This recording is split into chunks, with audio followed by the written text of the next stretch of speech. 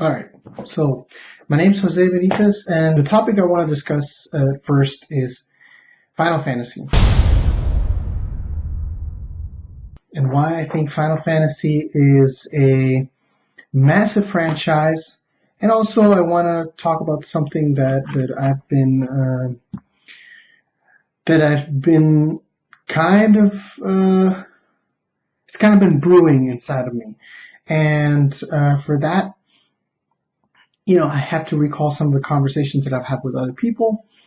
Basically, what I want to talk about is the fact that Final Fantasy just came out, and a lot of people are loving it, and I think that's a great thing. On the other hand, there is something to say about the fact that the game is nothing like earlier Final Fantasies, and that's kind of a problem, I think. So let's get into that. So first of all, this is not. I'm not doing this video for me to say that Final Fantasy is not a great franchise, because it is. It has a lot of power. The name has a lot of power, and you can see it's selling very well. A lot of people in different forms are enjoying it. So I can't really say that the name doesn't have power. But the reason why it has power, in my opinion, is because it's an old franchise. It's been around since the dawn of console gaming, with Final Fantasy, the original, coming out for the Nintendo. And so you could see why this franchise would have power attached to its name. Now, the thing that's also important to notice is that from the earlier stages of Final Fantasy, I would say up until possibly 10, but then, for example, 12 did this in part, and then 13 did this in part as well. And they've been more traditional Final Fantasies. So I'm kind of excluding 11 and 14 because they were MMOs. 12 apparently tried to do an MMO thing and didn't really succeed in that way. But a lot of people do enjoy that game. Again, the power of the name, Final Fantasy. So what I consider to be the traditional Final Fantasies is, like I said, from 1 to 10. And the reason why I consider them to be the traditional ones is not because the story is the same. Story, as we know, changes for every Final Fantasy, but the mechanics are somewhat similar. The systems change, obviously, as they do in other franchises. For example, Final Fantasy VII has the famous materia system. Materia is where basically you would attach certain abilities to characters depending on their weapons they were carrying. The weapons had different slots for different abilities, and they were kind of shown to the player in the form of these orbs that were the materia. It was kind of nice, in my opinion, because it also played into the story and how there was different materia that was outside of the realm of what could be used in normal fights. Like, for example, black materia. You never got to really use that materia, but it was part of the story. And I think combining those two aspects is why Final Fantasy is so known and so well known and so loved.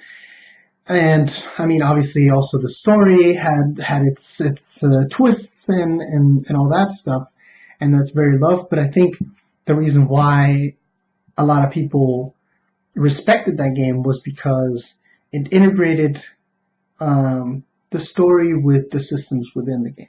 And that's something that, for example, the first Final Fantasy did not do that well. There was no reasoning behind the fact that you could be a mage or you could be a warrior.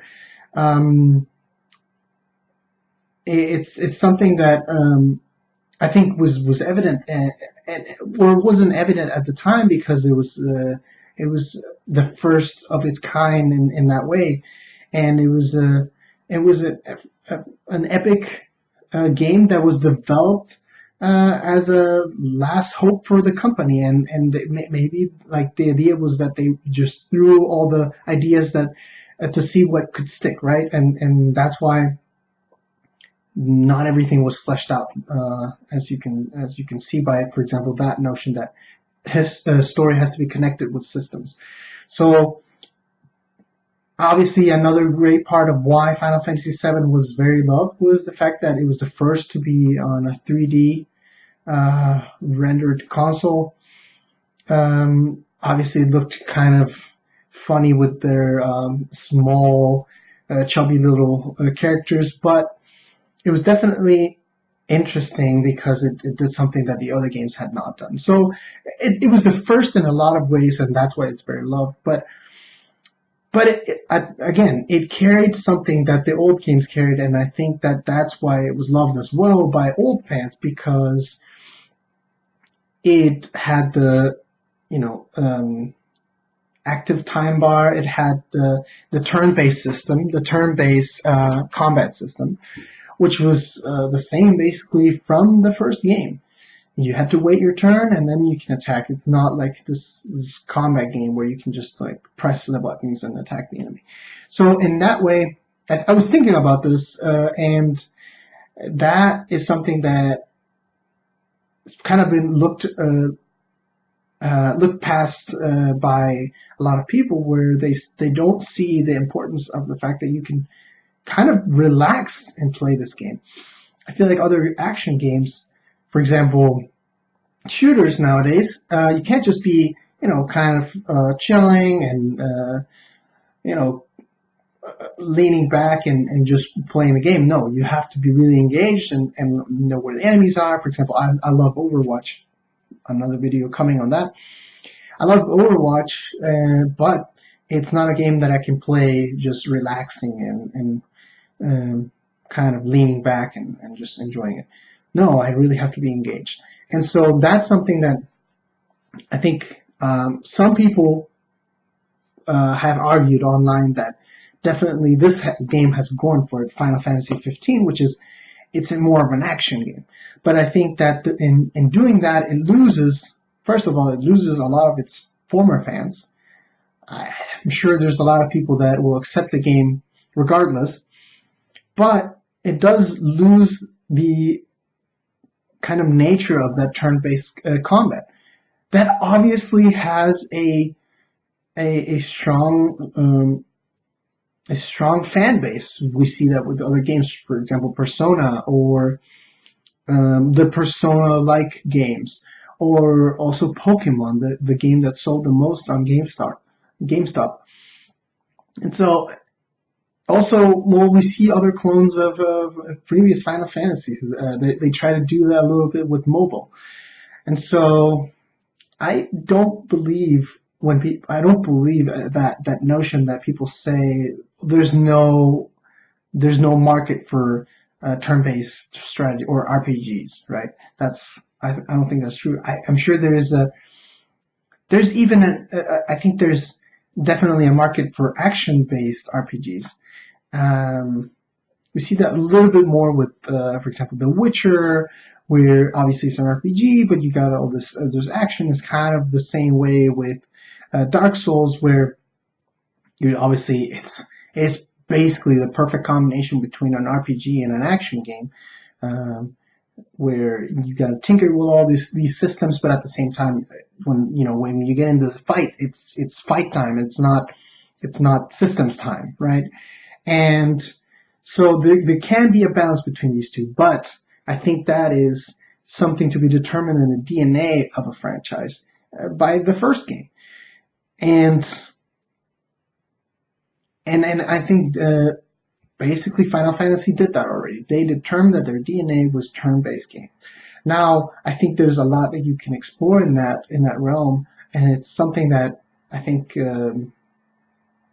for example, it's been perfected in the platform genre, but it hasn't been perfected in the turn-based RPGs. And so I think that to say that no, we need to mix it up because we need to attract new people is kind of being short-sighted. Because first off, I think you can keep the old fan base, and also you can probably make it a little bit more accessible depending on how you create the game, for example, how you start the game, how the tutorial kind of teaches the player how to interact with all these systems at the beginning. So you can make it more accessible. Especially, I think it's easy to see for me as an older Final Fantasy fan. It's easy for me to see that games like Final Fantasy IX didn't attract me at the time because I was like, oh my god, all these systems. No, the story was amazing. The cinematics were amazing. And that's one area where I definitely give Final Fantasy 15 props. They definitely nailed it in the cinematics department.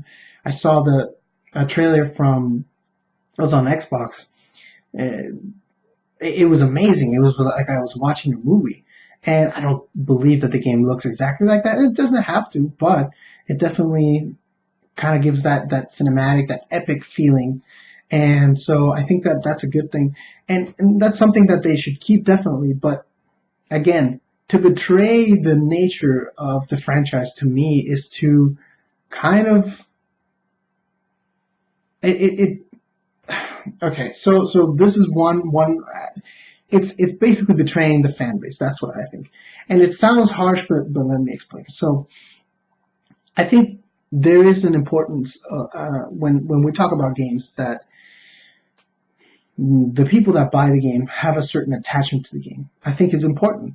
It should be important to companies because that means that if they put out another game, the next Final Fantasy, obviously those people will come back and possibly more people.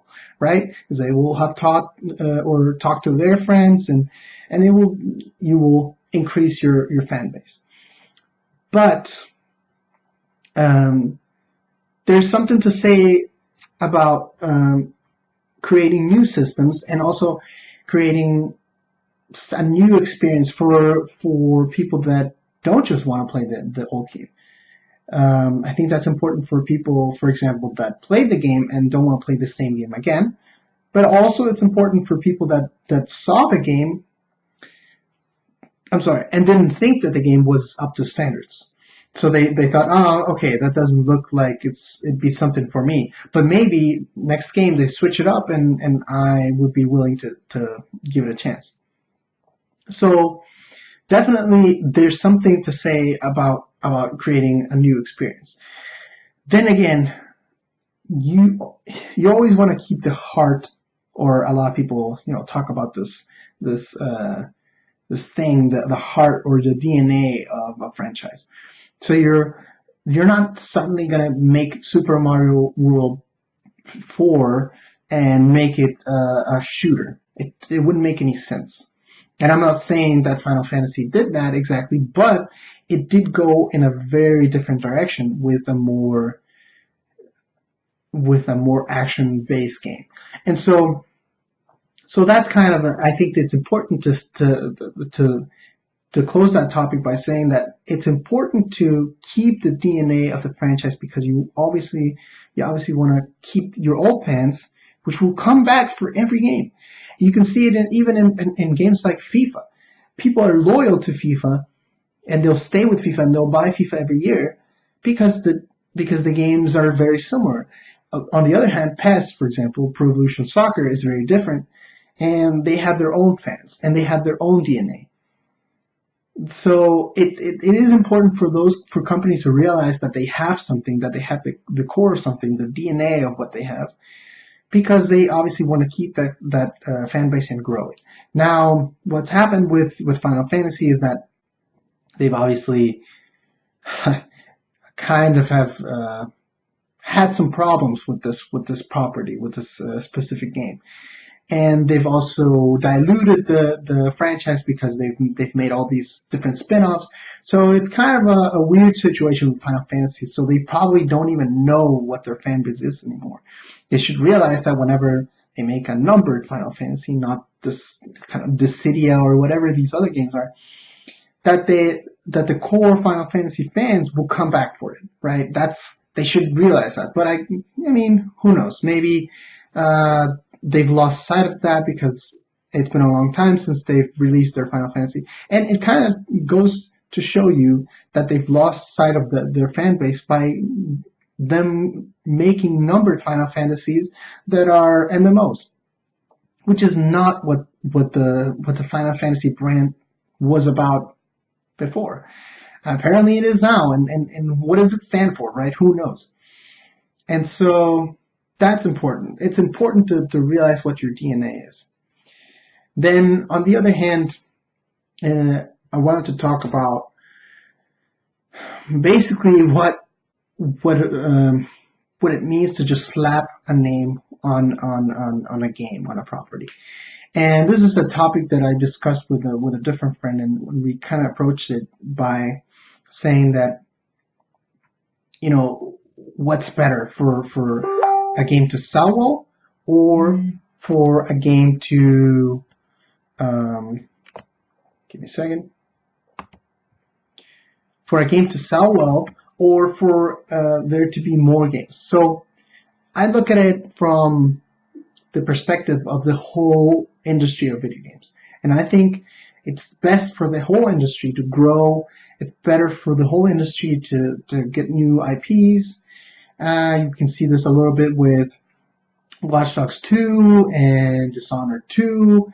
And I believe there was a third game there in the mix that just came out right now that basically failed and is mostly selling softly because people want new IP. So, you know, these companies should realize that people want new things. So, okay, fine. If you're gonna use the Final Fantasy name, in my opinion, you shouldn't, because honestly, 15. Come on, like, make a new franchise, right? You can start it up, build it up, and then get to 15 hopefully with a new franchise. But it definitely, it'd be better for the whole industry and for the company, because people want new things. When you start getting to those high numbers, and this is something that might not be evident to maybe Asian companies, because maybe they haven't analyzed this, but it's been proven that games that have these ridiculous numbers sell less because people are frightened. They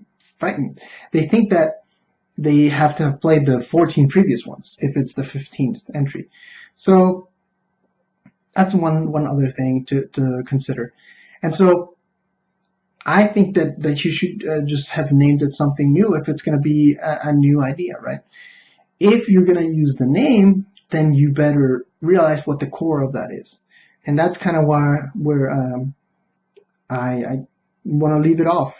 And when you realize what the core of something is, you can expand on that. You can kind of change it a little bit, but I think that making it into a different game is a point where you lose a lot of people.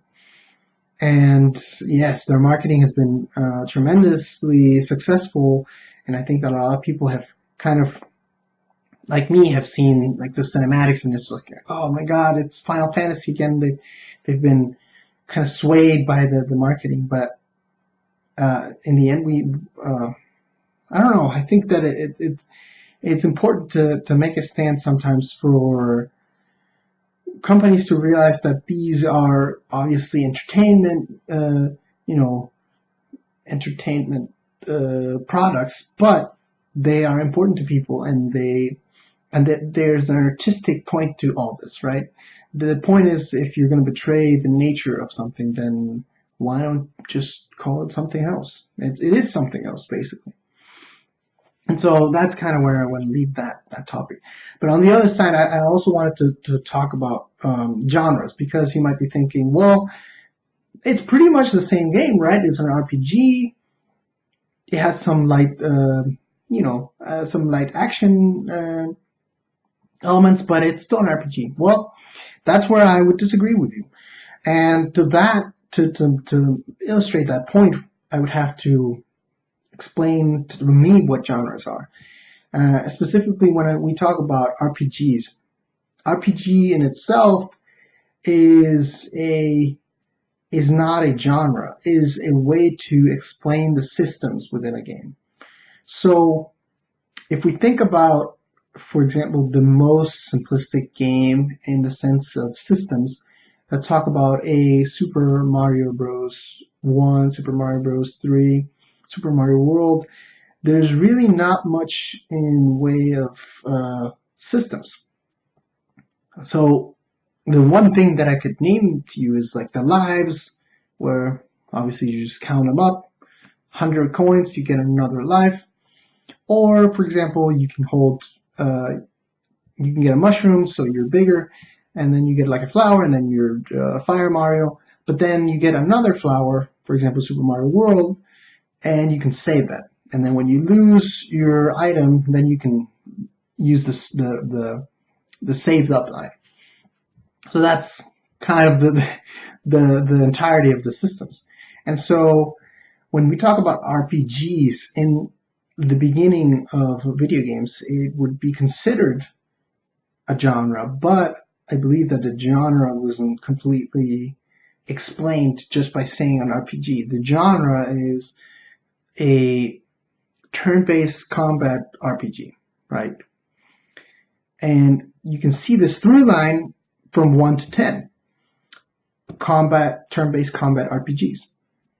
The systems were always different, but they were RPG systems. You can see them and see how you would make a certain progression in them, a certain choice in the progression, which is where the role playing of it all comes into play. But as I said before, this is a switch in a genre, so why not call it something else? So what is the new genre? I believe the new genre is an action-based, action combat, or action-based RPG, which is the same as, like I said before, The Witcher or Dark Souls. So there's other games that have kind of dabbled in that. I know that we could probably, all the genres seem to be merging now, but I think that they're not merging so much as that they are being explored to their entirety. So what that means is, now we're starting to realize, for example, we see games like Ratchet and Clank, or on the Xbox side, Sunset Overdrive. Sunset Overdrive is a game where you have a certain amount of RPG elements because you unlock new weapons. And forgive me because my memory might be a little bit hazy about that game, but I do remember that you would unlock all these new weapons. And also, from what I've heard from Ratchet and Clank, you also unlock weapons. So it's a similar kind of mechanic. And so you can also buy all these upgrades. You can get better at certain weapons. You can do more damage. And in that way, it is RPG-ish because you can definitely kind of, you can basically make your choices about where you want to go with your character. Same way, for example, with something like BioShock, which I'm playing right now, BioShock Collection. BioShock is a game that you can choose whether you want to be more focused on weapons or you want to be more focused on plasmids. And so it's something that action-based RPG, even within action-based, there is another differentiation, which is perspective, which is to say that doesn't have anything to do with the genre, because the genre should take that also into account, but it's not what determines what a genre is. For example, we could have an action-based third-person game, which, for example, The Witcher or Dark Souls, or could have a first-person RPG, action RPG. Obviously, when we say shooters are inherently action games. Not all action games are shooters, but all shooters are action games, right? And so it gets kind of weird, but I think that it's important to say that when we're definitely making the distinction between action-based RPGs and turn-based, there's a very, very big difference. Instead of just saying a third-person or a first-person action-based RPG. It's basically the same game, except for, okay, I see only the gun, or I see my character doing something. There might be a little bit of a difference because you control the camera a little bit different. Your character usually moves a little bit different in a third-person RPG. In a first-person, it seems like you have a little bit more control. the whole agency part of the game is also important because it's obviously it's you, right? You're looking at the gun you're holding, and the controller is the gun, so it's kind of like it's more personal in that way. I think you could tell a little bit more personal stories on that side, but it's a small difference, and when you start making differences in really the genre, which is turn-based RPG and action RPG, that's when you get basically this uh, this narrative of, well, it's really not a Final Fantasy because it's not what the old themes were. So I think it's important to make that distinction, and that's been my rant, and I've said a lot, but yeah, just wanted to get that off my chest and see what you guys think. All right, see you guys later.